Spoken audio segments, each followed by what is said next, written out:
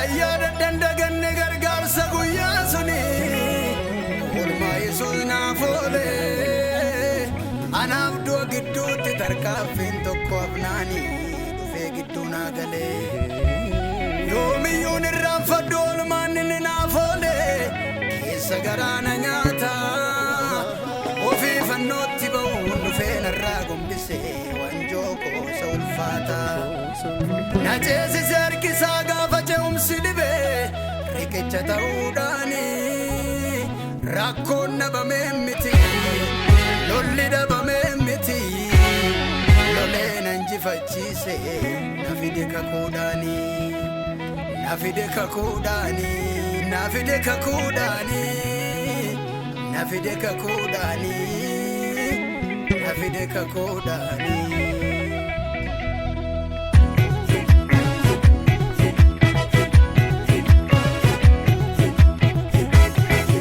Na jallate dhufeeto tungadi jiru dhugaadha ni fayyera na vergame samida masichi na furu bilisa baheera jalalli sadanuna inni na fuulame yaara fannoo gubbaatti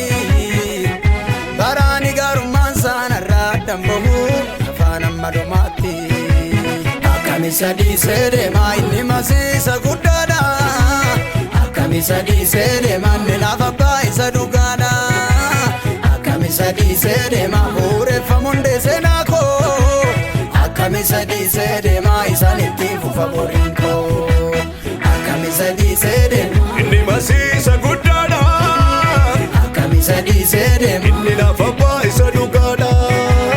Akamisa disede ma ure famonde senako Akamisa disede ma isaniti fufaborinko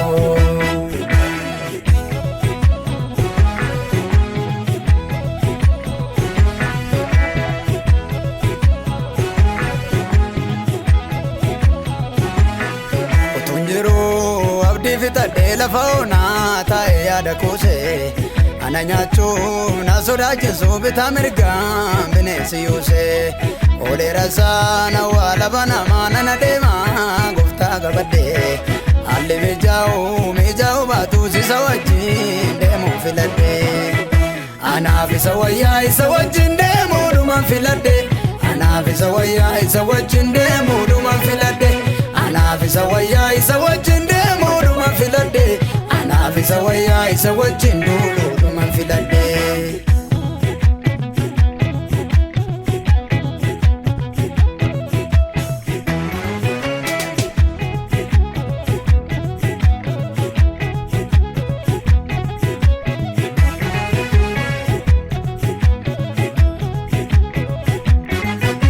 Oli gadi dhufe tul na kaase na jabeesse na dhaabe galataani na lallaba nan faarfadha calin jedhu kansaa naman ta'e isaanii Oli gadi dhufe tul na kaase na jabeesse na dhaabe galataani na lallaba nan faarfadha calin jedhu kansaa naman ta'e isaanii akka lallabuuf hiikee gadi na dhiise akka lallabuuf hiikee gadi na dhiise akka lallabuuf hiikee gadi na dhiise Akka farfadhu hiikee gadi na dhiise akka farfadhu hiikee gadi na dhiise akka farfadhu hiikee gadi na dhiise akka shubbisu hiikee gadi na dhiise akka shubbisu hiikee gadi na dhiise akka shubbisu hiikee gadi na dhiise Irmadummaatti hiikee gadi na dhiise bilisummaatti hiikee gadi na dhiise addunyaa maraaf hiikee gadi na dhiise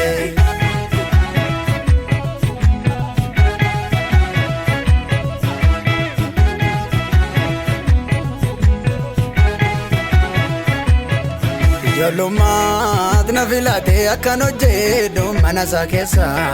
dubbii isaa keessa gobokootee calin jedhu oolmaa isaan odeessa Bineensi baay'een jira naannoo koo hin nyaatamne garuu ani jira homtuu natti bu'een of kaluu dibata gooftaa koo narra jira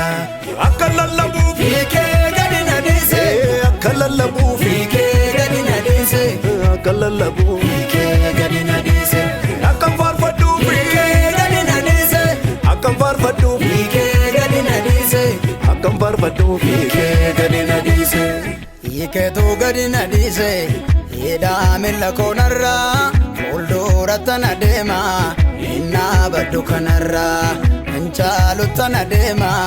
dudduuba koon ilaalu